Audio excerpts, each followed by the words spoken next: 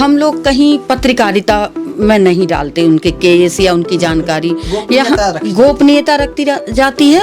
Recently अभी एक case आया, बोला मैं अभी ज्वाइन किया हूँ और मैं नहीं आ पाऊंगा, किसी फैक्ट्री में काम किया। तो अब उससे हमने कहा कि ठीक है, आप एक लिखित भेज दीजिए, आप पूरे डॉक्यूमेंट बना के, और आप होली पर आ रहे हैं तब तक आइए, तब तक। लेकिन ये हम लोग कहते हैं कि महिला को परेशान आप नहीं करेंगे। अब देखिए ना, हिंसा भी तो कई प्रकार की होती है। जैसे देखिए, एक सबसे पहले शारीरिक हिंसा हो गई, जिसमें चोट मारपीट, ये तो दिख गया। हमारे गांव में दूसरी जो बहू आई है पड़ोस में, उसके साथ इतना पैसा मिला, इतना घर से सामान आया है, इतना अच्छा डलिया टिपारा आया है, या फिर सबको इतनी विदाई दी गई है, इतना खर्चा किया।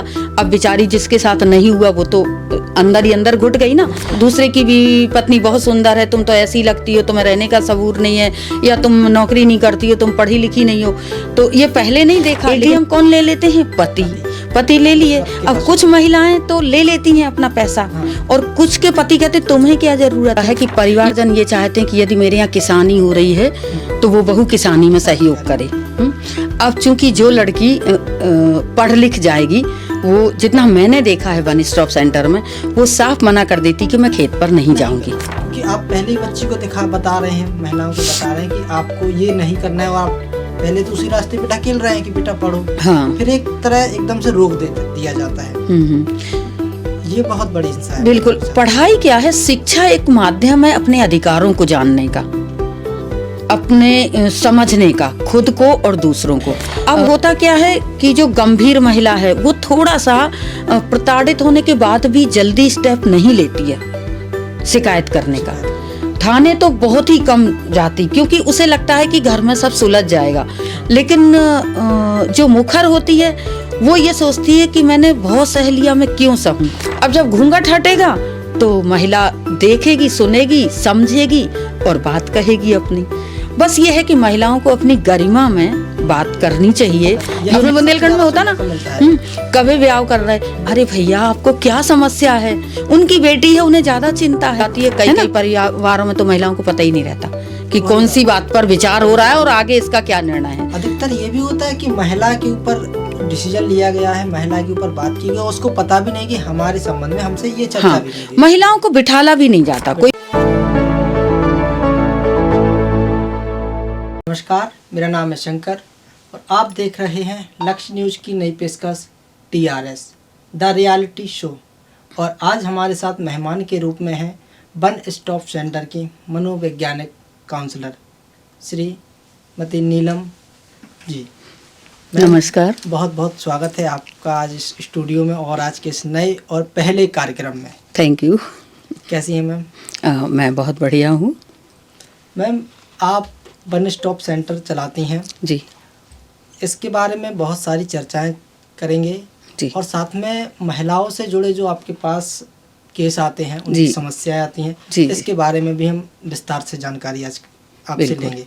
बिल्कुल। लेकिन इससे पहले जानेंगे कि आप वन स्टॉप सेंटर जो चलाती हैं, क्या वजह है कि आप इस फील्ड में आई, और उससे पहले हमारे दर्शकों को एक छोटा सा परिचय भी आप दे दीजिए। जी। मेरा नाम नीलम नायक है और मैं वन स्टॉप सेंटर में काउंसलर हूँ। और इससे पूर्व मैं फैमिली काउंसलिंग सेंटर में भी काउंसलर रही हूँ।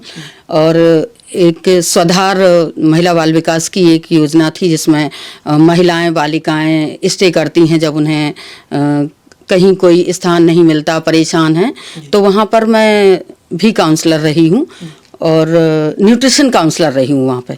इसके बाद जब अपने मध्य प्रदेश में महिला हेल्पलाइन लॉन्च हुई महिला बाल विकास की ओर से, तो वहाँ पर भी मैं सीनियर काउंसलर रही हूँ।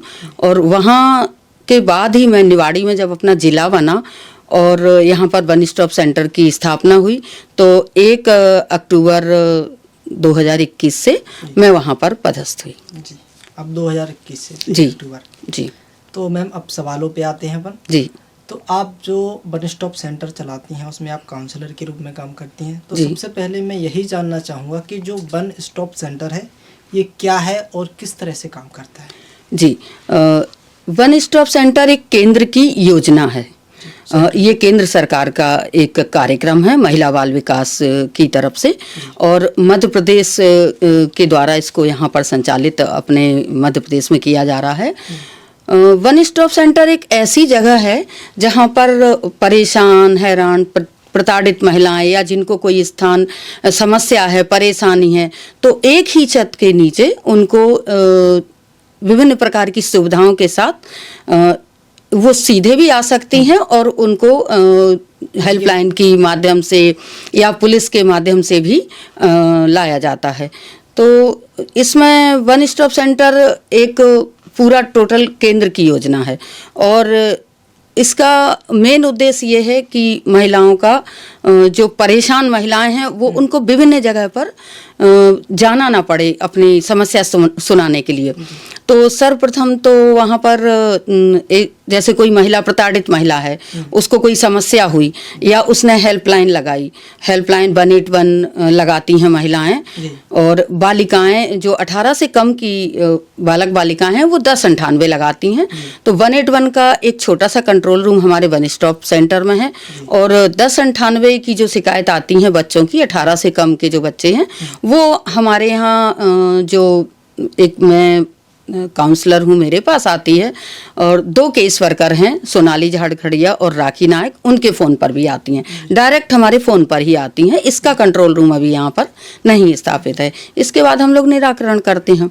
तो सर्वप्रथम तो जैसे कोई महिला आई तो सबसे पहले उसको थोड़ी सी राहत दिलानी होती है कि उसके साथ जो समस्या है उसका हम निराकरण करेंगे और उसको राहत दिलाएंगे। तो मनोवैज्ञानिक परामर्श, जो कि मैं मनोवैज्ञानिक परामर्शदाता हूँ, साइकोलॉजिस्ट हूँ, तो उसका समझ के उसको क्या समस्या है, कैसी परेशानी है, तो उसकी समस्या का निराकरण करने का प्रयास करती हूँ।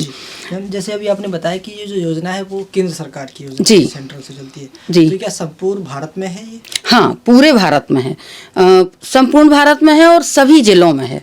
हाँ, और जो बड़े जिले हैं उनमें 2 या 3 वन स्टॉप सेंटर हैं, जैसे कि भोपाल में और इंदौर, बड़े बड़े शहरों में जो अधिक भी हो सकते हैं अगर ज़्यादा। हाँ, अगर जैसे क्या होता है वन स्टॉप सेंटर में किस तरीके से महिलाएं कितनी आ रही हैं, अगर जैसे अपना जिला छोटा है तो यहाँ उतनी महिलाएं नहीं आ पाती, क्योंकि ग्वालियर बड़ा जिला है, भोपाल बड़ा है, इंदौर बड़ा है, तो यहाँ पर ज़्यादा महिलाएं आती हैं। तो उस हिसाब से स्टाफ भी बड़ा रहता है वहाँ पर और जगह भी अधिक रहती है, और उसी तरह से 2 से 3 वन स्टॉप सेंटर हो सकते हैं। मैम, इसमें एक सवाल और निकल के आता है, आपने अभी जो बताया है कि 18 साल से कम या 15 साल से कम जो बच्चे आते हैं, उसमें सिर्फ बच्चियां शामिल है कि बच्चे या दोनों शामिल किए गए हैं? हम लोग एक्चुअली क्या है, पहले जो आपने सुना होगा चाइल्ड लाइन यहाँ काम करती थी, वो बंद हो गई। तो उसके बंद होने की वजह से हमारे पास उसकी जो हेल्पलाइन नंबर है वो आती हैं। तो हमारे यहाँ बालिकाएं तो आती हैं, लेकिन बालकों को रखने का प्रावधान नहीं है, जिसमें जैसे कोई माँ आई है तो उसके साथ 5 साल तक के बच्चियां रह सकते हैं 2, और इससे बड़े बच्चों को रखने का प्रावधान वन स्टॉप सेंटर में नहीं है। लेकिन बालिकाएं, चूंकि यदि कोई बालिका आ गई है तो वो 18 से कम है तो उसको रखने का प्रावधान है, जो कि पुलिस द्वारा भी लाई जाती हैं, और उन्हें कोई समस्या है तो भी आती है। लेकिन अभी तक जो जब से मैं काम कर रही हूँ तब से जो बालिकाएं आती हैं वो डायरेक्ट पुलिस के द्वारा ही आती हैं, जैसे कहीं गुम हो गई, गायब हो गई, या छूट गई, या चली गई किसी लड़के के साथ। चूंकि अब जैसे कोई बालिका किसी लड़के के साथ चली जाती है बिना घर में बताए, तो उसके माता पिता उसकी शिकायत पुलिस में करते हैं, पुलिस उनको फिर ढूंढती है। तो जब तक पूरी कार्यवाही नहीं हो जाती है तब तक उसको स्टे 5 दिन का स्टे हमारे यहाँ होता है, अपने यहाँ कराया जाता है। और वन स्टॉप सेंटर की सारी सेवाएं निःशुल्क हैं, वहाँ किसी प्रकार का कोई शुल्क नहीं है। उसी में उनको खाना पीना, कपड़े और दैनिक वस्तुएं वो एक किट के रूप में दी जाती हैं, जैसे उपयोग की साबुन, ब्रश, मंजन, कपड़े भी चीजें होती हैं। हाँ, उसकी किट गवर्नमेंट से हमें प्रोवाइड की जाती है, साथ में दवाइयाँ और ये सारी चीज़ें फ्री में हैं। तो हमारे यहाँ एक महिला डॉक्टर भी पदस्थ रहती हैं, उपलब्ध रहती हैं, समय समय पर वो आती हैं और समय समय पर हम जिला चिकित्सालय भेजते हैं, जिसमें नेहा सक्सेना मैडम हैं। तो वो आती हैं। जी मैम, अभी जिस तरह से वन स्टॉप सेंटर काम करता है वो एक पुलिस की रूप में अपनी भूमिका निभाता है, लेकिन फ्रेंडली होके। जी। लेकिन हम देखते हैं कि देश में पुलिस प्रशासन है, महिलाओं के लिए सख्त कानून भी हैं, तो ऐसी क्या वजह रही कि सरकार को अलग से वन स्टॉप सेंटर चलाना पड़ा, या मेन उद्देश्य क्या है? हाँ, मेन उद्देश्य इसका ये है कि एक ही जगह पे महिला को परामर्श, इसके बाद चिकित्सा सुविधा। जैसे कोई महिला आई तो उसको, जैसे कई बार मेरे यहाँ ऐसी महिलाएं आती जिनको मारा पीटा जाता है ससुराल में या कहीं भी किसी तरीके से, और वो हमारे यहाँ आई डायरेक्ट आ जाती हैं, हेल्पलाइन लगा के भी आती हैं, हेल्पलाइन लगाती हैं। हमारे यहाँ एक मैडम हैं, वो हेल्पलाइन की कॉल सुनती हैं, इसके बाद उनको पूरी जानकारी दे के बुलाती हैं, तो चिकित्सा सुविधा दी जाती है हमारे यहाँ। इसके बाद यदि उसको पुलिस में सहायता चाहिए तो हमारे यहाँ से पत्र के माध्यम से हम लोग उनको FIR कराते हैं। DIR अपने यहाँ से होती है। घरेलू हिंसा अधिनियम 2005 का जो रिपोर्ट होती है वो हमारे यहाँ से होती है, प्रशासक उस पर संज्ञान लेती हैं, और इसके बाद जो सोनाली झाड़कड़िया विधिक सहायता की हैं वो उसकी DIR कराती हैं और कोर्ट में सबमिट करती हैं, जिसमें फ्री में वकील दिया जाता है। इसके बाद आता है कि उसको चिकित्सा सुविधा यदि चाहिए तो वो भी प्रोवाइड कराई जाती है। तो इस तरीके से एक स्थान पर सारी चीज़ें उसको मिल जाती हैं, उसको भटकना नहीं पड़ता। पहले क्या होता था कि पुलिस के लिए वो जा रही थाने, इसके बाद उसको कोई वकील तलाशना पड़ेगा, क्योंकि अपने यहाँ से वकील फ्री में दिलाया जाता है विधिक सहायता के जरिए। महिला जो है वो पीड़ित महिला है या कह सकते हैं, तो डायरेक्टली पुलिस के पास या महिला थाने में भी वो जा सकती है। जाती है, बिल्कुल जाती। लेकिन जो घरेलू हिंसा की समस्याएं होती हैं वो एक निजी तौर पर व्यक्तिगत रूप में उनकी सुलझाई जाती हैं, और वहाँ महिला स्टाफ होता है। हमारे यहाँ पूरा स्टाफ जो महिला स्टाफ है 5 लोगों का, तो महिला स्टाफ से वो आराम से कह लेती हैं बातचीत, क्योंकि पुलिस से कई बार क्या होता है कि डरती हैं, झिझकती हैं।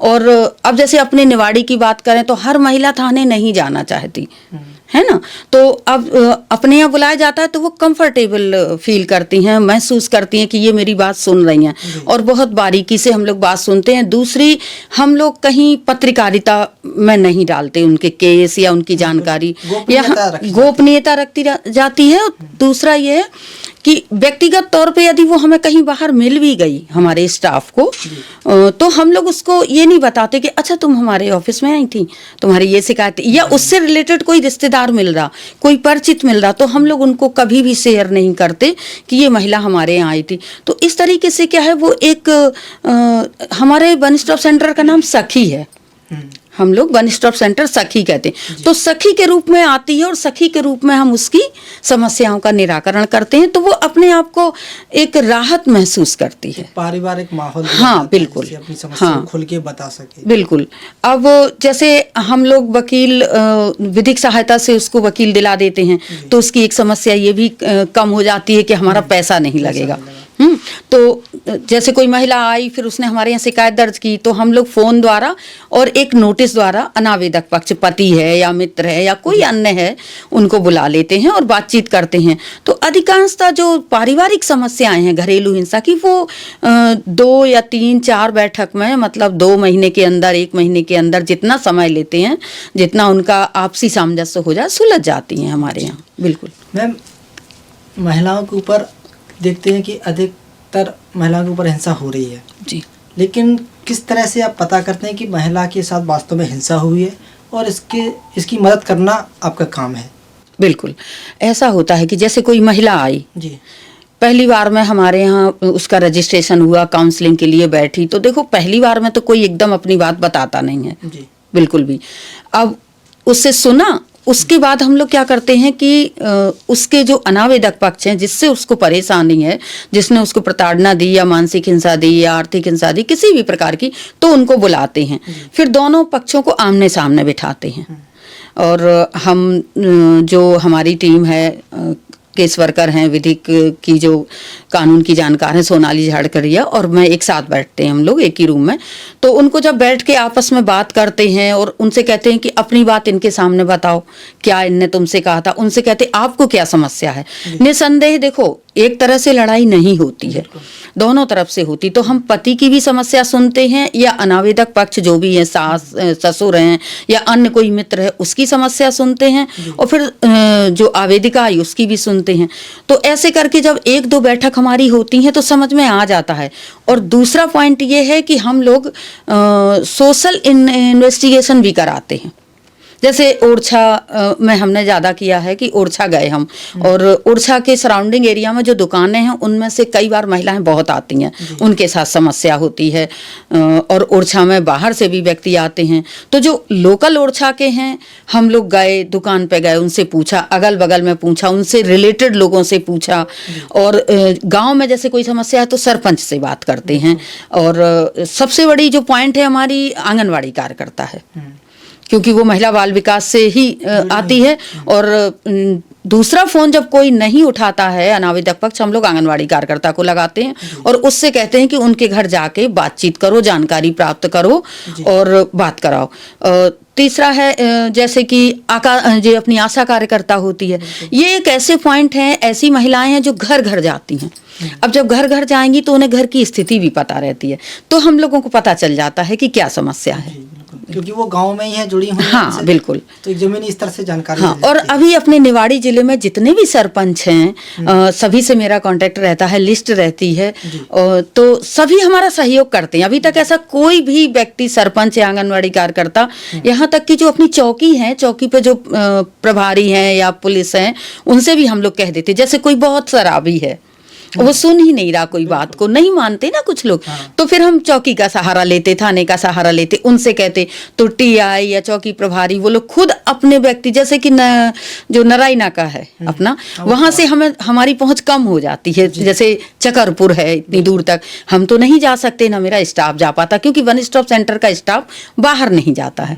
तो हम लोग उनके माध्यम से भी जानकारी प्राप्त करते हैं। और अभी तक जिले में जितना भी हमने किसी से यदि जानकारी मांगी है तो अधिकांशतः सटीक जानकारी मिल जाती है और निराकरण हो जाता है। जी मैम, अभी आपने जो बताया कि टीम में आपके 5 से 6 लोग काम करते हैं। हाँ, 5 लोग महिलाएं हैं और 5 पुरुष, मतलब मेल फीमेल में 10 का स्टाफ है हमारा टोटल। हाँ, तो जैसे मैं काउंसलर हूँ और 3 हमारे टास्किंग में हैं, जैसे कि 24 घंटे उनकी 8-8 घंटे की ड्यूटी लगती है, और 1 IT वर्कर हैं और 2 केस वर्कर हैं। तो जिसमें एक विधि केस वर्कर आ जाती, लॉ की जानकारी, और एक सोशल आ जाती हैं, जैसे सोशल जानकारी जो जुटाई जाती है उसके लिए। और 3 गार्ड हैं जो 24 घंटे 8-8 घंटे की ड्यूटी पर रहते हैं। और सबसे अच्छी बात यह है कि वन स्टॉप सेंटर 24 घंटे खुला रहता है, और वहाँ पर लैंडलाइन फ़ोन है 24 घंटे, उस पर कंट्रोल रूम भी है, 24 घंटे कॉल सुनी जाती है। जो भी स्टाफ उपस्थित रहता है वो लिख के, जैसे मान लो रात में हम लोग नहीं हैं तो एक महिला वहाँ पदस्थ रहती हैं रात में, जो मल्टीटास्किंग में हैं, तो वो उनकी कॉल सुनती हैं। और अधिकांशतः जब पुलिस द्वारा कोई बालिका या महिला को लाया जाता है तो दिन में तो कार्रवाई होती है, शाम के बाद ही लाया जाता है, तो हमारा स्टाफ उपस्थित रहता है। इसके साथ ही ग्रुप पे डिस्कस हो जाता। तो जैसे मेरी ज़रूरत है काउंसलिंग की, यदि कोई बालिका महिला ऐसी है जिसको तुरंत काउंसलिंग की ज़रूरत है, तो मैं किसी भी समय पहुंचती हूँ, किसी भी समय, एनी टाइम उपलब्ध हूँ। यदि क्या होता है, जैसे कोई केस आया आपके पास पहले से संबंधित, तो अब महिला थाने से संबंधित अगर हुई तो महिला को थाने में बंद तो नहीं कर सकते। नहीं, तो उस परिस्थिति में आपके पास भेज दिया। हाँ बिल्कुल, हमारे यहाँ स्टे कराया जाता है शाम 6 बजे के बाद। तो वैसे भी थाने में नहीं रखते किसी महिला बालिका को तो रखते ही नहीं है, महिला को भी नहीं रखते, वृद्धा है कोई भी। तो पुलिस द्वारा टीआई के लेटर से, टीआई सर का लेटर आता बाकायदा डॉक्यूमेंटेशन के साथ, जैसे कि लेटर आएगा, इसके बाद उसकी FIR क्यों हुई उसकी जानकारी आएगी, इसके बाद उसका उम्र का प्रमाण पत्र, तो बालिका है तो स्कूल का लेते हैं, आधार कार्ड या जो भी उसकी उम्र का प्रमाण पत्र है वो आता है, और कुछ जनरल जानकारी होती है। उसके बाद हम लोग जो ये मेडिकल सर्टिफिकेट, हम पुलिस को यही कहते हैं कि मेडिकल सर्टिफिकेट हमें ज़रूर चाहिए, तो तुरंत मिल जाता है। वहाँ हॉस्पिटल जाती है महिला तो सर्टिफिकेट मिलता है। इसके बाद यदि कोई महिला हमारे यहाँ डायरेक्ट आ रही है तो वन स्टॉप सेंटर का कर्तव्य है कि वो तुरंत स्टे के लिए डेली आ रही हैं अपनी शिकायत दर्ज कराने, उनका नहीं। लेकिन यदि कोई महिला कह रही कि मुझे कोई जगह नहीं है और मुझे मारा पीटा गया, मैं ससुराल से आ गई हूँ और मैं यहाँ रुकना चाहती हूँ, मेरा कोई स्थान नहीं है, और हम लोग भी कहेंगे कि तुम कहाँ जाओगी रात में, तो फिर ये जानकारी हमें पुलिस को पत्र द्वारा देनी पड़ती है कि पता नहीं वो किस तरह की महिला है, कैसी है, क्यों आई है, और पुलिस को हो सकता है उसकी आवश्यकता हो, उसको ढूंढ रही हो, उसकी गुमशुदगी की रिपोर्ट हो। तो हम वन स्टॉप सेंटर का कर्तव्य होता है कि प्रशासक के माध्यम से एक पत्र जाता है, हमारे यहाँ से मल्टीटास्किंग में जो स्टाफ है उनमें से एक स्टाफ जाएगा और जानकारी देगा कि फला फला महिला मेरे यहाँ स्टे करने आई है, तो पुलिस को जानकारी दे दी जाती है। तो ये प्रॉपर पूरा जो काम है वो पूरे वन स्टॉप सेंटर की गाइडलाइन के और जो अपनी सुरक्षात्मक गाइडलाइन है उसके अनुसार ही होता है। जैसे बालिका आती है तो CWC बाल कल्याण समिति, जो कि अभी अपने निवाड़ी जिले में गठित नहीं है, टीकमगढ़ से संचालित होती है, उनको जानकारी देते हैं, पुलिस को जानकारी देते हैं, और जो बालिग महिला आती है उसका ADM संज्ञान लेते हैं। अपने यहाँ जो ADM पदस्थ होंगे उनके संज्ञान से उसकी आगे की कार्रवाई होती है स्टे करने की, और वही उनको वापस करते हैं फिर जब कहीं जाना होता है तो उन्हीं के संज्ञान से। मैम, इसी संदर्भ में एक सबसे अहम सवाल है कि महिला आती है पीड़ित बन के, तो कैसे पता किया जाता है कि सच में उसके साथ हिंसा हुई है, वो पीड़ित है? क्योंकि अधिकतर हम देखते हैं कि कुछ महिलाएं जो ऐसी होती हैं जो किसी विवाद को लेके किसी और दिशा में ले जाके कुछ बड़ा चढ़ा के भी शिकायत दर्ज कराने जाती हैं परिवार की, सास ससुर की, तो कैसे आप उस चीज़ को मैनेज करती हैं? देखिए, पहले तो उसने आवेदन दिया और आवेदन देने के बाद बैठी, वो काउंसलिंग हुई, उनको विभिन्न प्रकार के सवाल पूछे। इसके बाद यदि कोई क्रिटिकल ऐसा केस है जो मतलब थोड़ा कठिन है, हाँ, तो उसकी सूचना फिर प्रशासक को दी जाती है, प्रशासक आती हैं, बैठती हैं, और यदि दोनों पक्षों को बुलाया जाता है, अभी हमने बताया था आपको कि दोनों पक्षों को बुलाया जाता है, और फिर हम उनकी जानकारी भी जुटाते हैं, जो कि अभी हमने बताया था कि आंगनवाड़ी कार्यकर्ता, सरपंच, साथ में हाँ पुलिस की मदद से हम उनकी जानकारी जुटाते हैं। और ये होता है उस केस में जिसमें जानकारी हमें मिल नहीं पा रही है, और ज़्यादातर हमने आंगनवाड़ी कार्यकर्ता को फ़ोन किया और जानकारी मिल गई, तो हम लोग वहीं से जानकारी ले लेते हैं।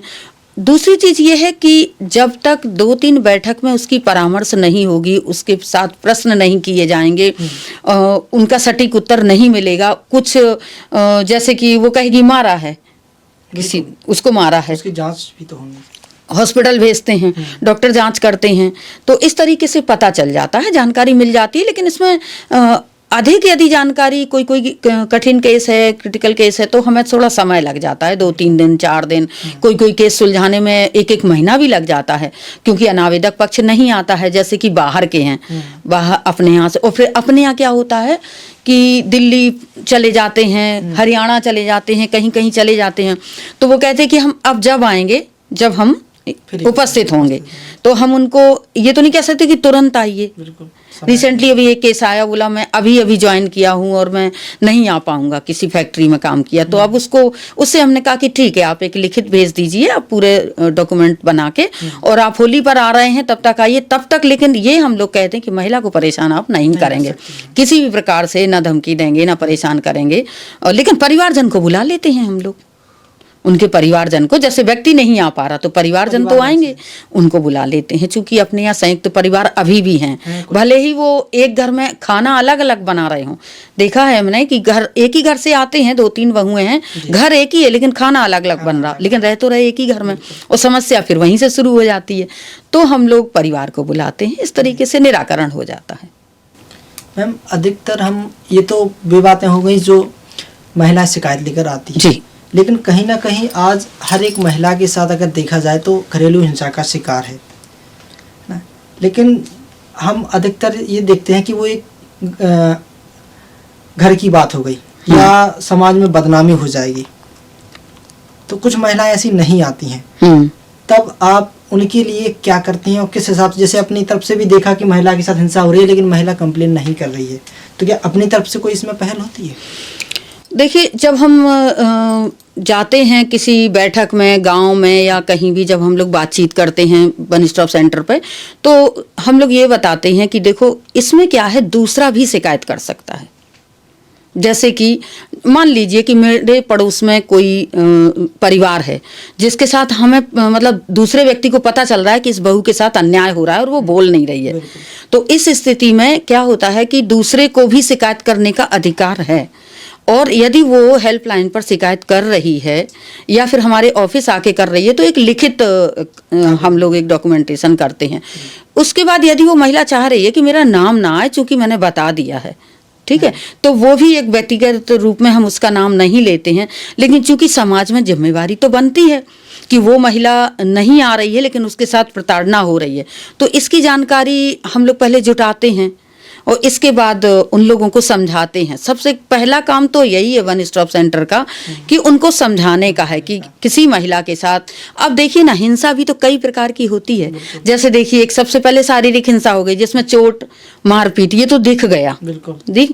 और दूसरी होती है मानसिक हिंसा, जिसमें इस तरह से लोग कह देते हैं कि अच्छा, जैसे मान लो जो नवविवाहिता है उसके साथ हमारे गांव में दूसरी जो बहू आई है पड़ोस में, उसके साथ इतना पैसा मिला, इतना घर से सामान आया है, इतना अच्छा डलिया टिपारा आया है, या फिर सबको इतनी विदाई दी गई है, इतना खर्चा किया।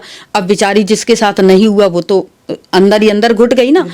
और या फिर पति है तो दूसरे की भी पत्नी बहुत सुंदर है, तुम तो ऐसी लगती हो, तुम्हें रहने का सबूर नहीं है, या तुम नौकरी नहीं करती हो, तुम पढ़ी लिखी नहीं हो।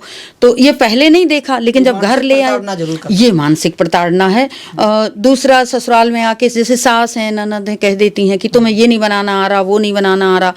तो मेरा तो ये कहना है कि किसी भी महिला को कम से कम 1 साल दिया जाना चाहिए कि वो आपके घर की चीज़ों को समझ सके, सीख सके, क्योंकि कोई भी व्यक्ति को दूसरे के घर की चीज़ों को अडॉप्ट करने में समय लगता है। तो 1 साल का कम से कम समय इसलिए दिया जाए कि भाई वो समझ ले। दूसरा, वो भी किसी की बेटी है, वो अपने घर में अपने तरीके से रहती आई है। तो ये हो गई इतने प्रकार की हिंसा। अब होती है एक आर्थिक हिंसा। आर्थिक हिंसा अपने यहाँ महिलाओं के साथ बहुत होती है, जो संज्ञान में भी नहीं आती। जैसे कि देखिए, कोई महिला है हमारे यहाँ, 1-2 महिलाएं ऐसी आती हैं, कई महिलाएं आती, जैसे कि आशा कार्यकर्ता 1-2 बार आई, जिनके पास अब आजकल क्या है, सारा जो ट्रांजैक्शन है वो बैंक में आता है। उसके बाद एटीएम के जरिए पैसा निकालती हैं महिलाएं। एटीएम कौन ले लेते हैं? पति ले लिए। अब कुछ महिलाएं तो ले लेती हैं अपना पैसा, और कुछ के पति कहते तुम्हें क्या जरूरत है, या फिर जैसे मायके जा रही हैं तो हमें उसकी जरूरत है तो हम मायके में भी खर्च करेंगे। तो कुछ पति अच्छे, परिवार अच्छे हैं जो खर्च करते हैं, कुछ कहेंगे नहीं, क्यों करना है खर्च, क्यों ले जाना है। तो ये एक आर्थिक हिंसा हो गई। आज लगभग, जैसे मैं बात करें हिंसा की, तो शिक्षा का दौर है, महिलाएं पढ़ रही हैं, बच्चियां सभी पढ़ रही हैं, फिर भी कहीं ना कहीं वो हिंसा का शिकार हो ही जाती हैं। जैसे अगर मैं एग्जांपल दूं आपको कि बच्ची ने ग्रेजुएशन कर ली, इसके बाद शादी कर देते हैं माँ बाप, लेकिन जो ससुराल पक्ष वाले हैं वो आगे बच्ची की पढ़ाई कंटिन्यू नहीं रखते या फिर उसको काम करने नहीं देते हैं, तो फिर वो पढ़ाई उसकी व्यर्थ चली जाती है और बच्ची चाहती है कि मैं कुछ करूं, लेकिन या तो सामाजिक अभाव या परिवार की स्थिति, तो ये एक हिंसा के रूप में नहीं होती है क्या मैम? तो तब वो एक महिला क्या कर सकती है? बिल्कुल अच्छा सवाल किया है। ऐसे केस मेरे पास बहुत आते हैं कि लड़कियां ग्रेजुएट हैं, पीजी हैं, और लड़के नहीं हैं। लड़कों की ग्रेजुएशन और पीजी कंप्लीट नहीं है, लेकिन चूंकि परिवार शादी कर देता है। अब इसके बाद क्या होता है कि परिवारजन ये चाहते हैं कि यदि मेरे यहाँ किसानी हो रही है तो वो बहू किसानी में सहयोग करे।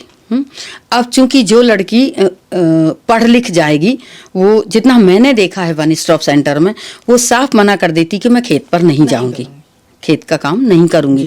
1-2 महिलाएं ऐसी हैं जो चली जाती हैं, लेकिन उनका जो पढ़ी लिखी महिलाएं वो कोई भी काम करना चाहती हैं, जैसे टीचिंग में, और अपने विभिन्न जिले में बहुत से कार्यक्रम चल रहे हैं, एनजीओ चल रहे हैं, तो उनमें काम करना चाहती हैं, फैक्ट्रियां हैं उनमें काम करना चाहती हैं। तो इस तरीके से एक तरह की जो हिंसा ही है कि आप उसको, शिक्षित महिला को उस आगे नहीं बढ़ने दे रहे हैं। तो उसी के लिए हम लोग जब कोई कार्यक्रम करते हैं तो उसमें समझाते हैं कि यदि बालिका महिला पढ़ना चाहती है, आगे बढ़ना चाहती है, तो उसका सपोर्ट करो। तो इस तरीके से अगर कोई परिवार हमारे पास आता है, जैसे करीब 3 साल पहले एक महिला आई थी मेरे पास, निवाड़ी की ही थी, ससुराल उसकी यहीं पास में थी। तो वो किसी फैक्ट्री में काम करना चाहती थी, लेकिन उसका पति नहीं करने देना चाह रहा था। वो कह रहा था घर में ही रहो। उसके साथ बहुत हिंसा हुई थी और वो डायरेक्ट पहले मेरे पास आई, फिर थाने गई, फिर थाने से निराकरण हुआ, फिर उसके परिवार को बुला के हमने समझाया। इसमें काफ़ी समय भी लगा, उस महिला को चोट भी बहुत आई थी क्योंकि मारा था उसको सिर में। तो इसके बाद उनका सामंजस्य हो गया था, लेकिन फिर भी पति एक ही बात कह रहा था कि मैं काम नहीं करने दूंगा इनको। बाहर कहीं, बाहर क्या, लोकल निवाड़ी में लोकल करना चाह रही थी, तो वो पति काम नहीं करने देना चाह रहा था। तो ऐसी कई समस्याएं होती हैं और कई बार ऐसे पति हैं जो कहते हैं कि आपको नौकरी करनी है तो आप भी करो और मैं भी करूंगा।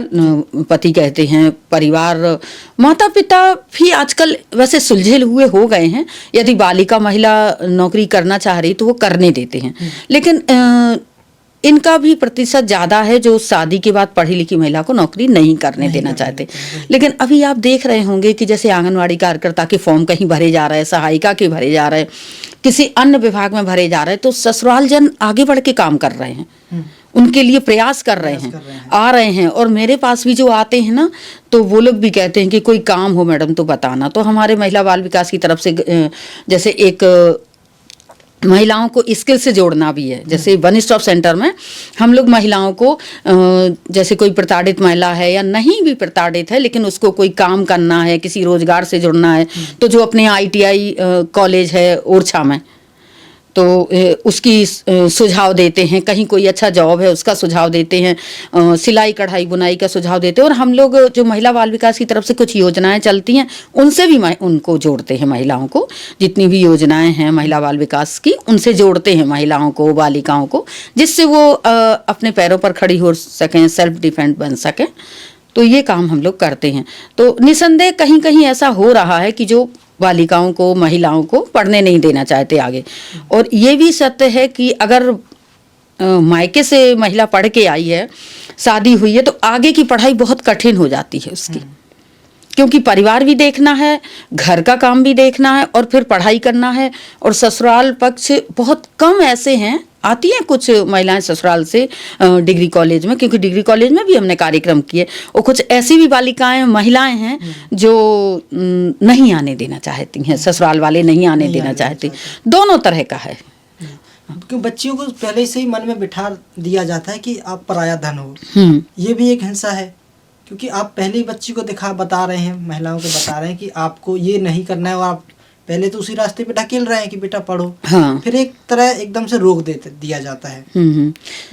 ये बहुत बड़ी हिंसा है। बिल्कुल। पढ़ाई क्या है? शिक्षा एक माध्यम है अपने अधिकारों को जानने का, अपने समझने का, खुद को और दूसरों को। शिक्षा के माध्यम से ही हम लोग आगे बढ़ सकते हैं, ये तो तय है। लेकिन जब उसी बालिका को, उसी महिला को हम शिक्षित कर देते हैं तो वो समझ पैदा हो जाती है, वो अपना अच्छा बुरा, भला बुरा समझने लगती है, किस में मेरा हित है। और आज जो समय है वो आज से 10-15 साल पहले या उससे भी पहले था कि नहीं, महिलाओं को नौकरी नहीं करनी है, काम नहीं करना है, घर संभालना है। तो अब ऐसा नहीं है। अब महिलाएं घर भी संभाल रही हैं और बाहर काम भी कर रही हैं। और जितना मैंने देखा है, जितना मैं समझ पाई हूँ कि जिस क्षेत्र में महिला काम करती है वो अपना पूरा योगदान देती है। चाहे, मतलब मैंने कई जगह काम किया, मैं बहुत जगह काम करके आई हूँ। जिस जगह मैं काम करके आई हूँ जहाँ महिलाओं का प्रतिशत ज़्यादा है या बराबरी का लेवल है या कम है, लेकिन महिलाएं अपना पूरा 100% देने का प्रयास करती हैं। वो अपनी जिम्मेवारी से बचने का प्रयास बिल्कुल नहीं करती, क्योंकि उन्हें लगता है कि जैसे तैसे तो हमें काम करने को मिला है, जैसे तैसे तो नौकरी करने को मिली है, तो क्यों ना हम अच्छा करें। और एक सर्वे हुआ था भारत सरकार का, उसमें जो बड़ी बड़ी कंपनियों में महिलाएं काम करती हैं, उसमें भी निकल के आया था कि महिलाएं अपने दायित्व के प्रति बहुत अच्छे से काम करती हैं। होता क्या है कि जब वो गर्भावस्था में आती हैं, उसके बाद बच्चा पालना रहता है, उसकी देखभाल, साथ में परिवार, उसमें उनका थोड़ा सा काम के प्रति दायित्व अधिक बढ़ जाने से समस्या आती है, लेकिन वो उसको भी पार कर जाती हैं। मेरे ऑफिस में भी 2 महिलाएं ऐसी आई थी जिनके छोटे छोटे बच्चे थे, तो हमने कभी नहीं देखा कि वो बच्चों की वजह से अपने काम को प्रभावित कर रही हैं। हमने तो कभी नहीं देखा, मेरे संज्ञान में नहीं आया। चुनौती हो, बिल्कुल आराम से लाइटली लेके कर लेते हैं। 1-2% महिलाएं होंगी जो शायद दायित्व से ना अपना काम कर पाएं, लेकिन महिलाएं काम करती हैं क्योंकि उन्हें ये महसूस होता ना कि मुझे मिला है मुझे ये अधिकार। यही पढ़ने का है। आपने देखा होगा कि लड़कियों का प्रतिशत ज़्यादा जाता है जब परसेंटेज बढ़ता है। क्यों? क्योंकि लड़कियां समझती हैं कि आज मेरे माता पिता पढ़ा रहे हैं, मुझे बाहर भेज रहे हैं या हॉस्टल में भेज रहे हैं या एग्जाम की तैयारी करवा रहे हैं या फिर किसी भी कंपटीशन की, तो ये करा तो रहे कम से कम, तो वो लड़कों से ज़्यादा आगे बढ़ती हैं। इसीलिए किसी भी परीक्षा का जो प्रतिशत जाता है वो लड़कियों का ज़्यादा जाता है, क्योंकि वो उसको गंभीरता से लेती हैं। जी, एक चीज़ और मैम सामने आती है कि जब महिला के साथ हिंसा होती है या किसी भी तरह की उसके साथ प्रताड़ना की जाती है, या पुरुष वर्ग हो गया या समाज हो गया, जब महिला कहते हैं ना चुप रहती है, कुछ चुपचाप सुनती जाती है, तो हम उसको एक ऐसा शब्द दे देते कि ये बहुत अच्छी है। चुप रहना उसका, हम उसको एक उसकी छवि बना देते ये बहुत अच्छी है। तब हमारी मानसिकता या पुरुष वर्ग की या समाज की किस तरह से बदलेगी, या किस तरह से हम लोगों को काम करना पड़ेगा कि वो महिला चुप है या सह रही है, तो इसका मतलब ये नहीं कि वो कुछ बनना नहीं चाहती या वो कुछ कहना नहीं जानती। एक नारीगत स्वभाव होता है कि कुछ बहुत गंभीर होती हैं और कुछ मुखर होती हैं महिलाओं का। ये स्त्री का स्वभाव है शुरू से ही।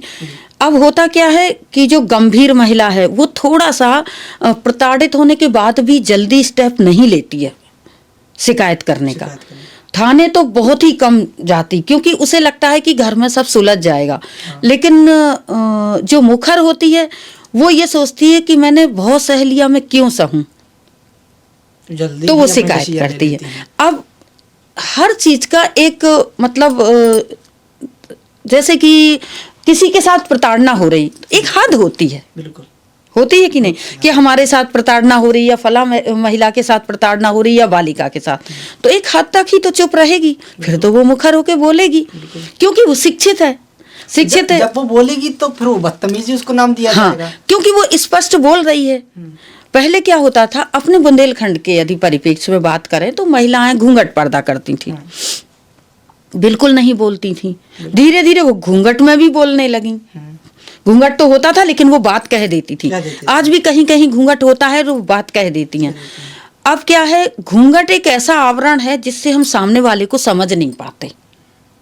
जब तक सामने वाले की व्यक्ति की आंखों में आंख डाल के बात नहीं करेंगे, हम उसको कैसे समझ पाएंगे, उसकी नियति को कैसे समझ पाएंगे कि क्या है इसकी। तो घूंघट की वजह से महिलाएं सामने वाले व्यक्ति की मतलब क्या चाह रहा वो समझ नहीं पाती थी, क्योंकि अपने यहाँ कहते हैं ना, नजरें नहीं मिलाना है स्त्रियों को पुरुषों से। लेकिन समस्या जब पैदा होती है कि उससे फिर कई जगह पे अत्याचार हो जाता है महिलाओं के साथ। तो घूंघट प्रथा तो अब लगभग समाप्त होने को है, बहुत कम है, थोड़ा बहुत ही चल रही है। अब जब घूंघट हटेगा तो महिला देखेगी, सुनेगी, समझेगी और बात कहेगी अपनी। बस ये है कि महिलाओं को अपनी गरिमा में बात करनी चाहिए। ये मेरा अपना पर्सनल है कि अपनी जो महिला की एक गरिमा है वो बनाए रखें, लेकिन एक हद तक। यदि प्रताड़ना का स्तर बहुत ऊपर जा रहा है तो शिकायत जरूर करनी चाहिए, जिससे कि क्योंकि जब तक हम शिकायत नहीं करेंगे ना, सामने वाले को समझ ही नहीं आएगा कि हम गलत कर रहे हैं। किसी भी प्रकार की समस्या है, ये हम सिर्फ परिवार की नहीं ले रहे, कार्यस्थल पर भी हो जाता है। कई बार हम कहीं बाहर रह रहे हैं, कहीं बस में चल रहे हैं, ऑटो में चल रहे हैं। कई बार आपने भी देखा होगा कि महिलाओं के साथ व्यवहार या बोलचाल में जो हमें ठीक नहीं लग रहा हो जाता, तो बोलेगी ना महिला। और आज हम देख रहे हैं कि महिलाएं बोल देती हैं, और बोलना भी चाहिए। एक गरिमामय उपस्थिति में बात कहने का जो एक तरीका होता है उसमें। बिल्कुल, सबको अधिकार है अपने हिसाब से जीवन यापन करने का। बिल्कुल मैम, एक चीज़ और इसमें सामने आती है कि पुरुष वर्ग हो या समाज में, उसी पे आपसे बात कर रहा हूँ कि हम महिलाओं से कह देते हैं कि क्या ज़रूरत है आपको कमाने की, क्योंकि पर्याप्त लोगों का साधन रहे हैं कई परिवार में, तो आप घर पे रहो, घर संभालो। और महिलाएं रह भी जाती हैं, ठीक है, आप सही कह रहे हैं, लेकिन महिलाओं को इतनी जागरूकता नहीं अभी आ पाई है समाज में कि हम पति के अलावा या परिवार के अलावा भी अपने हिसाब से कुछ कर सकते हैं। तो ऐसे में फिर आप क्या सोचती हैं?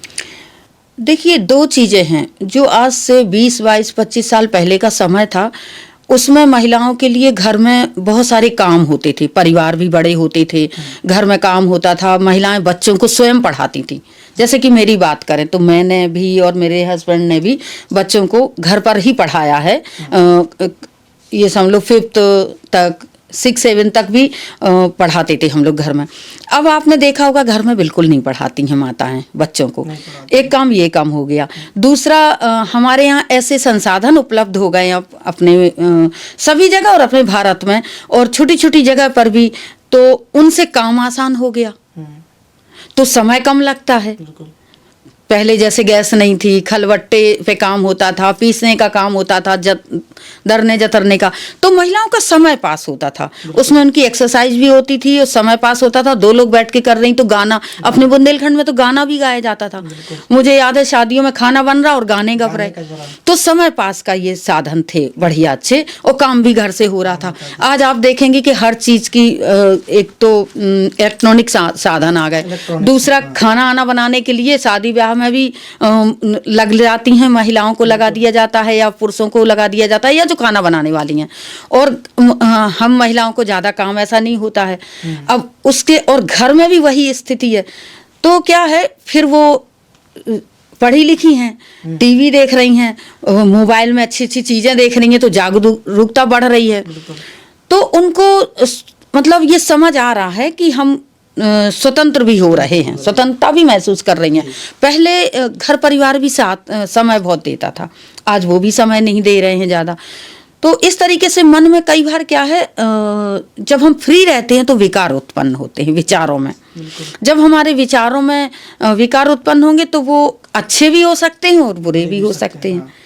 तो यदि हम अच्छे विचारों के साथ चलते हैं, फिर सकारात्मक विचारों के साथ चलते, तो हम कुछ करने का सोचते हैं। जैसे पहले सिलाई कढ़ाई भी घर में महिलाएं करती थी, स्वेटर बुनाई होती थी, अब बिल्कुल नहीं होती।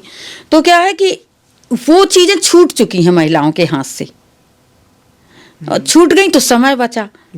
तो अब उनको ये लगा या हमको ये लगा, जैसे कि मैं अपनी बात करूं तो पहले मैं भी बहुत छोटे मोटे काम कर लेती थी, लेकिन जब पढ़ लिख गई और अपना जॉब में आ गई तो फिर मुझे लगा कि ये ज़्यादा अच्छा है, इसमें दूसरों से एक दूसरे से परिचय बढ़ता है। हम घर में रहेंगे तो हमारा सीमित दायरा रहता है, और हम बाहर जाएंगे तो लोगों से मिलेंगे तो हमारी सोच में भी परिवर्तन आता, क्योंकि जब तक हम बाहर नहीं निकलेंगे, कोई भी महिला बाहर नहीं निकलेगी, तो उसको दूसरे के विचारों का आदान प्रदान नहीं होगा। हम लोग उतने ही एरिया में रहते हैं, परिवार, पास पड़ोस, लेकिन जब हम बाहर काम करने जाते हैं तो हमें 10 तरह के महिला पुरुष मिलते हैं, सबके विचारों से हम आदान प्रदान करते हैं, तो हम सही गलत का फैसला कर पाते हैं। और घर के अंदर रहेंगे तो उतने ही एरिया में रहते हैं। तो आज तो बहुत कम और महिलाएं घर में रहती हैं, और जो रहती हैं वो अपने किसी न किसी काम में, और घर में भी आजकल काम वर्क फ्रॉम होम चल गया, कंप्यूटर के जरिए बहुत सारे काम दिए जाते हैं, और जो सिलाई का बुटीक इत्यादि कर रही हैं, ब्यूटी पार्लर जो पहले नहीं होते थे, आज आप देखेंगे कि महिलाएं ब्यूटी पार्लर चला रही हैं। तो इस तरीके से काम का स्तर भी बढ़ा है ना, महिलाओं के साथ विचार बढ़े हैं उनके। अधिकतर मैम हमारा जो निवाड़ी जिला है वो ग्रामीण क्षेत्र ज़्यादा है इसमें। बिल्कुल। तो आप जब ग्रामीण क्षेत्र में काम करती हैं तो कहीं ना कहीं ये सुनने को मिलता है, या कुछ परिवार ऐसे भी हैं जहाँ पे लड़कियों से कहा जाता है कि आप घर की इज्जत हो, या आप लड़की हो आप शांत रहो। तब एक महिला के साथ ये प्रकार की हिंसा हो गई है, और महिला जो है कि वो जागरूक होना चाहती है, काम करना चाहती है, लेकिन वो कहीं ना कहीं मन में ये भी बिठा चुकी है कि हमारे परिवार की इज्जत वो हमसे ही है। तब वो महिला किस प्रकार से आवाज़ उठा सकती है, किस प्रकार से अपने माँ बाप को समझा सकती है, किस प्रकार से आगे बढ़ सकती है घर में रहने के लिए, घर में रहने के लिए, या समाज में भी निकलेगी तो उसको ये कहा जाता है कि आप घर की इज्जत हो, आप बाहर क्यों जा रहे हो। कहीं ना कहीं ये सुनने को मिलता है कि आप लड़की हो, चुप रहो, घर की इज्जत हो। इज्जत वाला जो वर्ड है वो सिर्फ लड़की पे ही क्यों लगाया जाता है?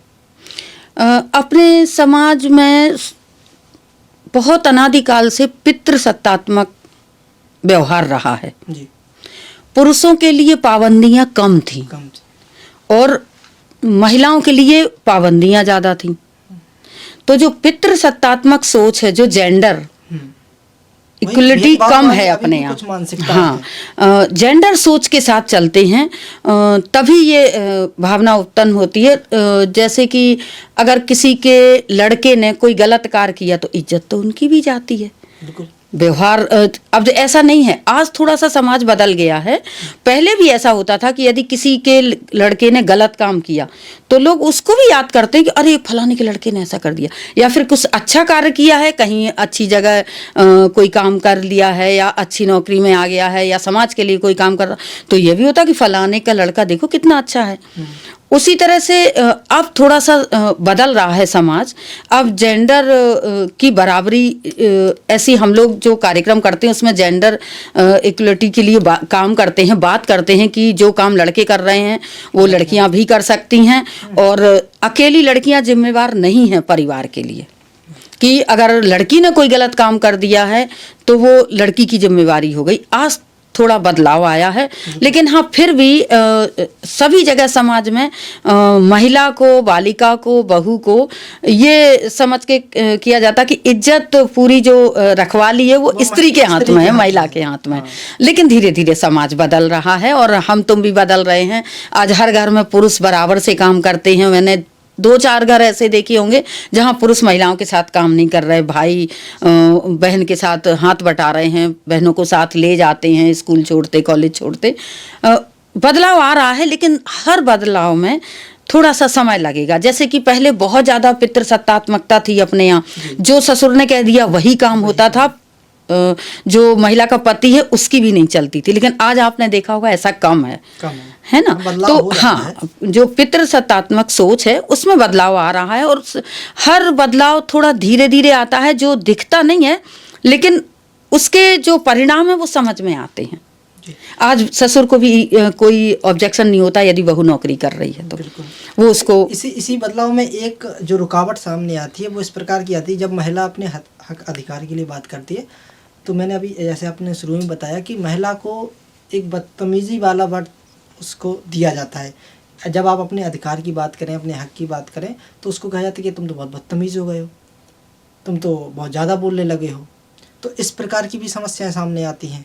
तो एक तो बदलाव की तरफ जा रहे हैं, और उसी तरफ एक ये भी दिशा जाती है कि समाज हमारा गलत दिशा में भी जा रहा है, क्योंकि जो पुराने लोग हैं वो तो यही कहते हैं कि नहीं, पहले की महिलाएं चुप रहती थीं, अब बहुत बोलने लगी हैं, अब उनको बोलने की तमीज़ नहीं है।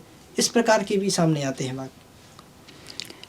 हमने बताया ना कि यदि महिला शिक्षित होगी तो समझेगी, और जब समझेगी तो अपने अधिकारों को जानेगी, और जब अधिकार जान जाएगी और उन अधिकारों के लिए बोलेगी तो मुखर होकर जब बात करेगी तो उसको इस तरह से जोड़ा जाता है। क्योंकि पुराने समय के जो पुरुष थे उनने कभी देखा ही नहीं कि कोई बहू मुखर होकर बोल रही है, लेकिन आज बोल रही है। तो शहरों में ऐसा थोड़ा काफ़ी व्यवहार परिवर्तन हुआ है, लेकिन ग्रामीण परिवेश में व्यवहार परिवर्तन में समय लगेगा, क्योंकि जो पीढ़ी आएगी वो समझेगी उस चीज़ को। और रहा बदतमीजी वाली बात का, तो महिलाओं को भी गरिमामयी उपस्थिति में अच्छे तरीके से अपनी बात कहना आना चाहिए। जी। बात कहने के 2 तरीके होते हैं, वही हम गुस्से से कह देते हैं, वही शांत तरीके से कह देते हैं। यदि कोई महिला अपने बात को, अधिकार को, या अपने किसी बाहर जाने के लिए, नौकरी के लिए यदि संयमित तरीके से गरिमामयी पूर्ण उपस्थिति में बात करे, तो हमें नहीं लगता कि वो इस तरीके से कोई कह पाएगा, क्योंकि उसको समझाने का तरीका आना चाहिए बात को। लेकिन होता क्या है कि स्त्रियां थोड़ा सा आवेश में आ जाती हैं और कुछ भी बोल देती हैं, और पुरुष आज भी स्त्री को ज़्यादा बोलना अच्छा नहीं समझता। पुरुष का नेचर है, पुरुष की जो प्रधानता है, जो उसकी अपना स्वभाव है, वो स्त्री पे शासन करने की पुरातन में रही है। उसके बदलाव में थोड़ा समय लगेगा और ये धीरे धीरे परिवर्तन आएगा। तो दोनों लोगों को थोड़ा समझना पड़ेगा, स्त्री को भी, पुरुष को भी। अब आते हैं हम थोड़ा समाज के ऊपर, जैसे चर्चा चली रही है, तो जब महिलाओं की शादी की बात आती है, तो जब बच्ची आगे कुछ कर रही है, पढ़ाई कर रही है, जो भी उसका चल रहा है समाज में, तो एक परिवार की तरफ से जिम्मेदारी आती है, समाज का नाम दिया जाता है कि लड़की की शादी कर दी जाए।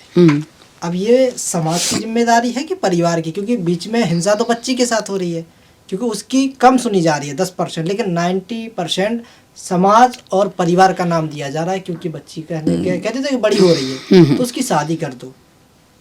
तो ये बदलाव को कैसे आप देखते हैं? देखिए, अभी जो एक अपना कार्यक्रम चल रहा है 100 दिवसीय बाल विवाह पर कार्यक्रम चल रहा है, इस बहुत जोर शोर से पूरे मध्य प्रदेश क्या पूरे देश में चल रहा, क्योंकि मैंने उत्तर प्रदेश में भी इसके कार्यक्रम देखे हैं। तो ये इसी परिप्रेक्ष्य में है कि किसी भी महिला को या बालिका की बात करें, सिर्फ 18 साल तक ही इंतजार नहीं करना है। जैसे कहते हैं ना कि 18 के पहले शादी ना करो, लेकिन 18 की होने पे शादी कर दो, ये भी जरूरी नहीं है, क्योंकि वो पढ़ रही है। तो इससे क्या है, उसका मानसिक विकास भी प्रभावित होता है, शारीरिक विकास भी प्रभावित होता है, आर्थिक विकास भी प्रभावित होता है। क्योंकि जैसे सबसे पहले तो शारीरिक विकास आ जाता है कि उसका शारीरिक विकास हुआ ही नहीं है और उसके ऊपर शादी का एक बंधन थोप दिया, ठीक है। अब शादी हो जाएगी तो उसका परिवार भी आगे बढ़ेगा। और मानसिक विकास, क्योंकि वो अभी समझ ही नहीं पा रही है कि मेरी शादी हुई तो उसके 4-6 लोग ससुराल के उसके ऊपर थोड़ा सा दबाव बनाने लगे, काम करो, यहाँ ना जाओ, वहाँ ना जाओ, ऐसे रहो, पर्दा में रहो, साड़ी में रहो। वही एक अपने बुंदेलखंड की तो विशेष यही प्रथा है ना कि साड़ी में रहना है, परिवार में पर्दे में रहना है। अब हो जाता है आर्थिक, अब उसने पढ़ाई पूरी नहीं की तो आर्थिक भी उसकी समस्या शुरू हो जाएगी, क्योंकि परिवार, कोई भी परिवार, मतलब अगर 10% देखा जाए मेरे संज्ञान में तो है, मतलब कोई भी परिवार एक मुश्त रकम 5,000 किसी महिला को नहीं देता कि तुम अपने ऊपर खर्च कर लो या अपने हिसाब से खर्च कर लो, कहीं मेला में, कहीं बाजार में, कहीं किसी शादी में नहीं देता ना। लेकिन अगर वो कमा रही है तो वो अपने 5,000 क्या 10,000 15,000 भी खर्च कर लेती है। तो ये आर्थिक उसकी समस्या हो जाती है। तो हमारी समझ में कि 18 के बाद शादी करना भी महिला को, जैसे हम कह रहे हैं कि 18 के पहले शादी मत करो, हम ही बात कर रहे हैं, लेकिन 18 के बाद भी उसको समर्थ तो हो जाने दो, उसकी पढ़ाई तो पूरी हो जाने दो, उसको कुछ इतना तो बन जाने दो कि आवश्यकता पड़े, ससुराल गई, कोई समस्या आई और उसको जरूरत पड़े तो वो अपने पैरों पे खड़ी हो जाए, कहीं कोई रोजगार स्वयं से कर सके अगर स्किल है उसके अंदर, और या फिर कहीं मिल रहा है रोजगार वो अच्छा कर सके, उसका चयन करने में उसमें समझ विकसित हो। तो इतना तो पढ़ाना चाहिए। अब समाज की भी जिम्मेवारी बनती है ना कि पड़ोस में किसी की लड़की बड़ी है तो हमने देखा है कि लोगों को बड़ी उत्सुकता रहती, कब कर रहे ब्याह, अपने बुंदेलखंड में होता ना, कब ब्याह कर रहे, अरे भैया आपको क्या समस्या है, उनकी बेटी है, उन्हें ज्यादा चिंता है ना। तो ये समाज को थोड़ा सा समझना चाहिए अब कि अच्छी बातें करिए, लेकिन किसी को इतना प्रेशर मत डालिए, क्योंकि अगर किसी पिता से किसी ने शाम को कह दिया कि कब ब्याह कर रहा है, देखो कौन लड़का, तो क्या होगा, वो रात भर सोएगा नहीं, वो इसी चिंता में रहेगा कि अब ब्याह करना है, लोग कहने लगे, है ना। परिवार से ज्यादा समाज की बातें दिमाग में। और कुछ लोगों को हमने देखा ये भी कह देते हैं अब पढ़ाई लिखाई तो होत रहे, ब्याह करो, है ना। तो ये चीज गलत है। समाज को भी, समाज की एक जिम्मेवारी बनती है, दायित्व बनता है कि हमें समाज को अगर अच्छा बनाना है, पढ़ा लिखा एक अच्छे समाज का निर्माण करना है तो सबको सहयोग करना पड़ेगा, चाहे वो महिला हो, पुरुष हो, समाज के व्यक्ति हो, कोई भी हो, हर व्यक्ति को थोड़ा थोड़ा सा अपना योगदान देना पड़ेगा, तब समाज में परिवर्तन आएगा। हम एक स्वच्छ निर्माण करेंगे एक परिवार का, क्योंकि जब स्वच्छ परिवार, पढ़ा लिखा परिवार, अच्छा परिवार का निर्माण होगा तभी समाज का निर्माण होगा, और अच्छे समाज के साथ हम अपने जिले का निर्माण करेंगे, इसके बाद आगे का। तो हमें क्या है, एक सकारात्मक सोच की जरूरत है हर व्यक्ति को, चाहे वो महिला हो, पुरुष हो या वृद्धजन हो। सकारात्मक सोच के बाद हमें बात करनी चाहिए, सामने वाले व्यक्ति को कैसा लगेगा ये पहले सोचना चाहिए बात करने के पहले। एक चीज और सामने आती है कि जब बात किसी फैसले पे होती है जी, परिवार में कोई पारिवारिक फैसला जब होता है या किसी समाज से जुड़ा हुआ होता है या कोई बड़ा ऐसा चीज होती है जिसमें एक आखिरी डिसीजन होता है कि महिला या पुरुष में से किसी एक का फैसला लास्ट में माना जाता है। तो इसमें अपने क्षेत्र की बात कहें या कहीं और बाहर की, तो अभी तक पुरुष का जो फैसला रहा है वो अंतिम फैसला रहा है। कई जगह ऐसी हैं जहां महिलाओं का फैसला भी माना जाता है, लेकिन जब बात महिलाओं के फैसले पे आती है तो उसको एक संदेह की नज़र से देखा जाता है कि पता नहीं इस फैसले पे आगे की जो स्थिति होगी वो कैसी रहेगी। तो ये किस तरह से मानसिकता बदलेगी और किस तरह से हम काम कर सकते हैं इसमें? देखिए क्या है कि पहले जो अपना पुरातन समय, प्राचीन समय था, उस समय पुरुष वर्ग ही बाहर रहता था, तो उसको ये कह दिया जाता था कि समाज की और अच्छे बुरे की जानकारी इनको ज़्यादा है। आज महिलाएं भी काम कर रही हैं, सुबह 10 बजे वो भी निकल जाती हैं, बाहर 4 लोगों से मिल रही हैं, तो उन्हें भी उतनी ही समझ विकसित है जितनी पुरुष को। और अगर हमारे नज़रिए से कहा जाए तो महिलाएं गंभीरता से विचार करती हैं, उसका आगे तक के परिणामों पर सोचती हैं। तो अभी थोड़ी इसमें भी बदलाव आएगा धीरे धीरे, लेकिन चूंकि आज भी पुरुष की जो निर्णय करने की क्षमता है उसी को प्राथमिकता दी जाती है। अपने बुंदेलखंड में, बाहर भी दी जाती है, लेकिन बुंदेलखंड में तो हमने देखा है ज़्यादातर परिवारों में, अधिकांश परिवारों में पुरुष की प्रधानता है, पुरुष के ही जो निर्णय हैं उनको मान्यता दी जाती है। कई कई परिवारों में तो महिलाओं को पता ही नहीं रहता कि कौन सी बात पर विचार हो रहा है और आगे इसका क्या निर्णय है। अधिकतर ये भी होता है कि महिला के ऊपर डिसीजन लिया गया है, महिला के ऊपर बात की गई, उसको पता भी नहीं कि हमारे संबंध में हमसे ये चर्चा भी नहीं। महिलाओं को बिठाला भी नहीं जाता। कोई बैठक हो रही है परिवार में, समाज में, तो अभी महिलाओं को बिठाला भी नहीं जाता है ज़्यादा, अधिकांशता। और कुछ परिवार ऐसे जो प्राथमिकता देते हैं, सीधा आदेश दिया जाता है, ऑर्डर दिया जाता है कि जाओ में ये करना है। हाँ, ये करना। लेकिन आज जो पढ़ी लिखी महिलाएं हैं तो वो थोड़ा सा विरोध करने लगी हैं, तो अब महिलाओं को शामिल किया जाता है, लेकिन फिर भी उसका प्रतिशत कम है, आज कम है आज के समय। वही धीरे धीरे की जागरूक जो महिलाएं हो रही हैं वो आवाज़ उठा रही हैं अपनी। बिल्कुल। इसमें एक सबसे अहम सवाल मैम ये है कि जब महिला अपने हक के लिए आवाज़ उठाती है तो हो सकता है जो परिवार है, पति है, उस चीज़ को एक्सेप्ट नहीं करता है। तब महिला के पास एक आखिरी डिसीजन होता है कि उसको तलाक या अलग कर दिया जाता है। तब महिला लगती है कि जब हमारे अधिकारों के लिए नहीं सुना जा रहा है तो इससे अच्छा हम अकेले रह लें। तब जब वो व्यक्ति या परिवार से महिला अलग होती है कानून के माध्यम से या किसी और लोगों के माध्यम से, तो उसको एक अलग नज़रिए से देखने लगते हैं या उसको उसकी छवि पे असर बताया जाता है कि ये महिला खराब है, समाज में इसकी जो छवि है वो सही नहीं है, इससे लोगों को भी छवि प्रभावित होगी महिलाओं की। तो ये जो लोगों की मानसिकता है ये किस प्रकार से बदलेगी? देखिए, इसमें 2 चीज़ें हैं।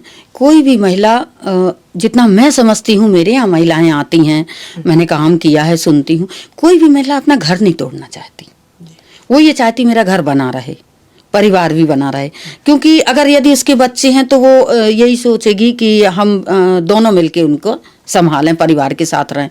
रही बात थोड़ा परिवार में जैसे विवाद हुआ, तो हम लोग भी कई बार कह देते हैं कि यदि परिवार में विवाद हो रहा तो कुछ समय अलग हो जाओ, अलग अलग खाना बनाओ, अलग अलग रहो, हो सकता है कि ये समस्या सुलझ जाए।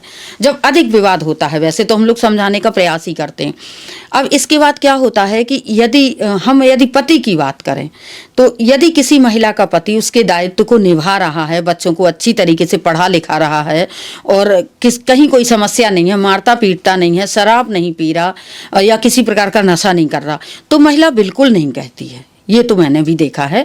और ज़्यादातर वही महिलाएं अलग होने का फैसला लेती हैं जिनके पति दायित्व तो नहीं निभाते, कोई रोजगार नहीं कर रहे हैं। अधिकांशतः ऐसा होता है कि महिला तो रोजगार कर रही है, दैनिक मजदूरी कर रही है, अपने समूहों में खाना बना रही है।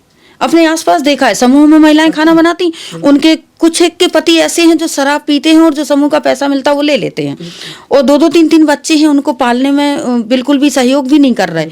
और तो फिर महिला क्या करेगी? वो तो यही कहेगी कि अलग हो जाए, हमारा आप अलग करवा दो हम लोगों को, जिससे हम बच्चे पाल लें। क्योंकि वो मारता पीटता भी है पुरुष, और परिवार उसका बिल्कुल विरोध नहीं करता। माता पिता अपने आज भी ये मतलब अगर कहीं की भी बात करें और बुंदेलखंड की भी, सभी जगह की बात कर रहे हैं, जो माता पिता होते वो अपने बेटे की कमी कभी नहीं मानते। बिल्कुल, चाहे जितनी शराब पिए। एक आध माता पिता हैं ऐसे, मतलब 10 में 1 मिलेगा जो कहेंगे हाँ मेरे बच्चे की गलती, वरना वो बहू की ही गलतियां थोपते रहते हैं। अधिकतर महिला को ही दोषी मानते। और हम 2-3 केस ऐसे इतने उलझे हम इन केसों में, क्योंकि वो शराब भी पी रहा, गांजा भी पी रहा, उसके पैसे भी छीन रहा, वो कमा भी रही है, चाहे दैनिक मजदूरी करके, चाहे समूह में खाना बना के, या फिर घरों में बर्तन मांज के काम करके। हैं। और इसके अलावा अच्छे घरों की भी, ऐसा नहीं है, अच्छे घरों की भी महिला अगर टीचर है, कुछ कहीं अच्छी पोस्ट पे है, और पुरुष अगर नौकरी नहीं कर रहा है तो वो शराब भी पी रहा है, मार भी रहा है, और उसको ये भी लालचन लगा रहा है कि तुम इतनी देर से आई हो तो कहाँ रही, इतनी देर तक कहीं नौकरी होती है, तुम नौकरी ही करती रहती हो, या मेरे लिए खाना समय से नहीं बनाती। तो ये क्या है, अगर महिला को समय से सब कुछ मिले, पति अच्छा हो, प्रेम करने वाला हो, तो वो बिल्कुल अलग नहीं होती। एक आध दो महिलाएं ऐसी होती हैं जिनका मन कहीं अलग लग जाता है और वो उस व्यक्ति में मन नहीं लगा पाती हैं और वो अलग होना चाहती, उसका प्रतिशत कम है, उसका बिल्कुल। हाँ जी मैम, एक चीज़ और सामने आती है, अगर एक समय ऐसा आता है, जैसे अभी अपने निवाड़ी ज़िले की अगर अपन बात करें तो जिला कलेक्टर मैडम और एसएसपी मैडम, और अभी एक जो एसडीएम मैम भी वो मनीषा जैन जी हैं, तो अधिकतर प्रशासन में अगर अपन बात करें तो महिलाएं अपने ज़िले को संभाल रही हैं। बिल्कुल। तो अगर यही स्थिति महिलाओं को सौंप दी जाए कि आपको एक समाज, सभ्य समाज की स्थापना महिलाओं के हाथ में अगर सौंप दी जाए, तो समाज कहाँ जा सकता है, इसके बारे में आप थोड़ा बताएं। देखिए, समाज दोनों लोगों को मिलकर बनता है, स्त्री और पुरुष। हम समाज की कल्पना किसी एक व्यक्ति से नहीं कर सकते, समाज के लिए दोनों चाहिए, स्त्री भी चाहिए, पुरुष भी चाहिए, हैं। तो समाज दोनों के मिलने के साथ बनता है, और एक दूसरे के निर्णय, एक दूसरे के समझ, एक दूसरे के विचार इसके साथ बनता है। तो अगर महिलाओं को सौंपा जाए निसंदेह अच्छा होगा, लेकिन मेरा ये सोचना है कि समाज का जो निर्माण होता है स्त्री पुरुष और समाज के लोगों से होता है। हमें दोनों में सामंजस्य बिठा के चलना होगा, और हमें अपनी सोच को सकारात्मक और विकसित करना होगा कि हम अकेले कोई काम नहीं कर सकते, ये तो तय है। कोई भी व्यक्ति, ना पुरुष अकेले कर सकता ना स्त्री। अब जैसे कि परिवार बढ़ाने का काम है, तो क्या अगर स्त्री की शादी ना हो और परिवार बढ़ाना हो तो क्या वो बिना पुरुष के कर पाएगी, या पुरुष बिना स्त्री के कर पाएगा? तो हमारी जो संरचना है, हमारे समाज की जो संरचना है वो मिल के बनी है, स्त्री पुरुष को मिला के बनी है। तो दोनों को समझ के साथ काम करना होगा, एक दूसरे को समझना होगा, एक दूसरे की कमियों को, एक दूसरे, देखो सब में कमी होती है और सब में अच्छाई होती, हम एक दूसरे की अच्छाई समझेंगे, एक दूसरे की बुराई को एक्सेप्ट करेंगे, फिर मिल के कार्य करेंगे तो एक अच्छे समाज का निर्माण होगा। उसी तरह प्रशासन में भी आप देख रहे हैं कि स्त्री भी हैं, पुरुष भी हैं, मिलके ही काम हो रहा है, अपना प्रशासन भी बहुत अच्छा चल रहा है, चाहे वो पुलिस डिपार्टमेंट हो, चाहे ये सिविल कलेक्टर मैडम हो, सब मतलब दोनों लोग मिलके काम कर रहे हैं, स्त्री और पुरुष, मेल फीमेल का मिलके काम हो रहा है। विभागों में भी जैसे मैं कहूँ वन स्टॉप में 5 मेल हैं 5 फीमेल हैं, हमारे यहाँ का काम बहुत अच्छा चल रहा है। हमारे यहाँ ऐसा नहीं है कि हम कुछ कहें तो दूसरा कुछ कहे तो तीसरा कुछ कहे, हमारे यहाँ एक समान निर्णय होता है, एक समान बात होती है, सबको बैठ के बात करते हैं। ऐसा ही समाज में होता है, ऐसा ही प्रशासन में होता है, ऐसा ही परिवार में। तो हम मिलके ही चलेंगे, अकेले समाज का निर्माण नहीं कर सकता कोई व्यक्ति। जी मैम, जो अगला हमारा सवाल है कि जब महिलाओं के साथ हिंसा हो रही है तो वो किस प्रकार से अपने अधिकारों के लिए या अपने प्रति जो हो रही है हिंसा के लिए वो एक जागरूक महिला के रूप में आवाज़ उठा सकती हैं, या किस तरह से कानून व्यवस्था या आपसे संपर्क कर सकती हैं? जो वन स्टॉप सेंटर है वो इसीलिए बने हैं कि यदि महिला को कोई समस्या है तो वो हेल्पलाइन के जरिए आती है 181, और बालिकाएं जो कम एज की हैं, 18 से कम की हैं, 1098, उसमें लड़के भी शामिल हैं, और डायरेक्ट भी आ सकती है।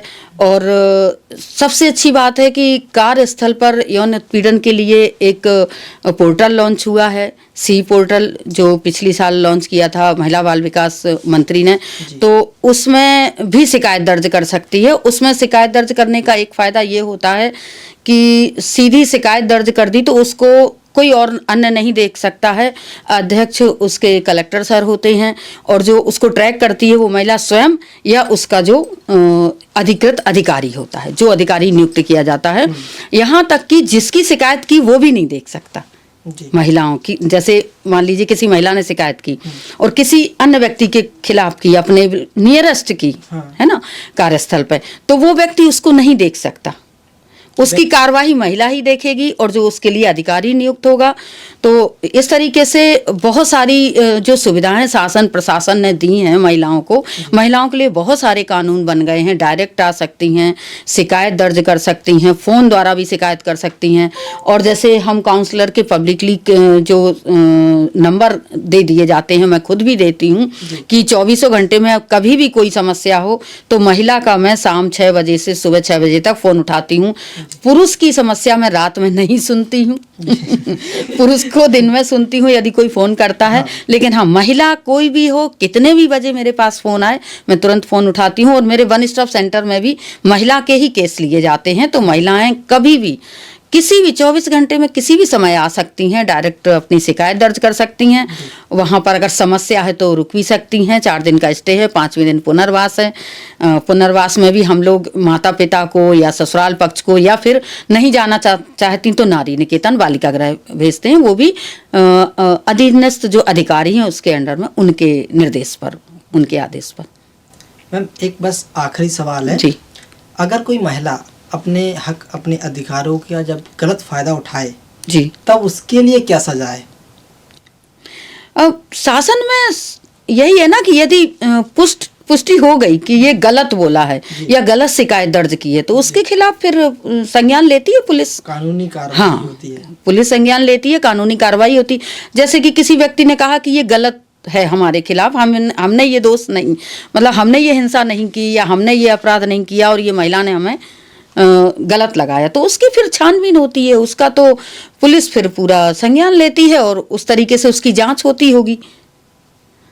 हम लोग को पता चला तो हम लोगों ने भी जानकारी दे दी कि ये गलत है, किसी महिला के साथ, जो पुरुष के साथ इसने शिकायत दर्ज की है वो सही नहीं है। तो उसकी हम लोग भी जांच करते हैं, जो हमारे स्तर पर, जो हमारा अपना कार्य क्षेत्र है, जितना कार्य क्षेत्र हमारा है उतने में हम करते हैं। इसके बाद हम पुलिस को सौंपते हैं या संबंधित व्यक्ति को कहते हैं कि आप पुलिस में जाइए।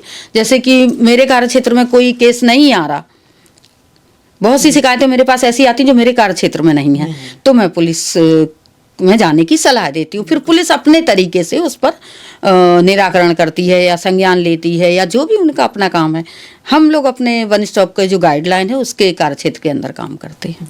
जी मैम, तो अपने इस एपिसोड को यहीं समाप्त करते हैं, लेकिन आपसे एक छोटी सी अपील जरूर करूँगा कि हमारे जो दर्शक हैं, जो महिलाएं हैं, जो इस पॉडकास्ट को, इस सीरीज़ को देख रही हैं, उनके लिए एक ऐसा मैसेज ज़रूर दें कि वो अपने हक, अपने अधिकार के लिए आवाज़ ज़रूर उठाएं। बिल्कुल बिल्कुल, मेरा यही कहना है कि किसी भी महिला को यदि कोई समस्या है तो वो डायरेक्ट मेरे जो काउंसलिंग सेंटर है, वन स्टॉप सेंटर है, वहाँ आ सकती है। 181 हेल्पलाइन लगा के आ सकती है। बालिका है तो 18 से कम उम्र की यदि बालिका है तो वो 1098 हेल्पलाइन लगा के आ सकती है और शिकायत दर्ज करा सकती है। किसी भी प्रकार की जो समस्या है तो समस्या देने वाले से ज़्यादा समस्या जिसके ऊपर है उसको उस पर संज्ञान लेना पड़ेगा, और यदि वो शिकायत नहीं करेगी तो कैसे निराकरण होगा। तो शिकायत तो करनी पड़ेगी यदि समस्या है, वाजिब है, और कुछ समझना है या कैसे हम शिकायत करें, इसके लिए भी वन स्टॉप सेंटर आ सकती है। तो सभी महिलाओं बालिकाओं को मेरी तरफ से नव वर्ष की बहुत बहुत शुभकामनाएं और अच्छे भविष्य, उज्जवल भविष्य की भी शुभकामनाएं। और आपके स्टूडियो में आके जो आपने मुझे जानकारी साझा की, हमने एक दूसरे की, उसके लिए आपका बहुत बहुत धन्यवाद, जिससे कि लोगों को जानकारी मिल सके वन स्टॉप सेंटर की। आपका बहुत बहुत मैम धन्यवाद कि आपने एक कीमती समय जो हमें टाइम दिया है, उसके लिए बहुत बहुत थैंक यू। दर्शकों, हमारे साथ जो अभी गेस्ट हैं वो वन स्टॉप सेंटर से नीलम नायक, जो कि वन स्टॉप सेंटर में एक काउंसलर के रूप में काम करती हैं। और एक चीज़ और मैं ज़रूर आपसे कहना चाहूँगा कि हिंसा किसी भी प्रकार की हो सकती है महिलाओं के साथ, तो पुरुष वर्ग या समाज या महिला, सबकी ज़िंदगी है, सबकी अपनी अपनी लाइफ है और आपको पूरा हक है अपने हिसाब से इसको जीने का। इसी के साथ इस पॉडकास्ट को, इस शो को यहीं समाप्त करते हैं। धन्यवाद मैम, बहुत बहुत धन्यवाद। आपका भी बहुत बहुत धन्यवाद।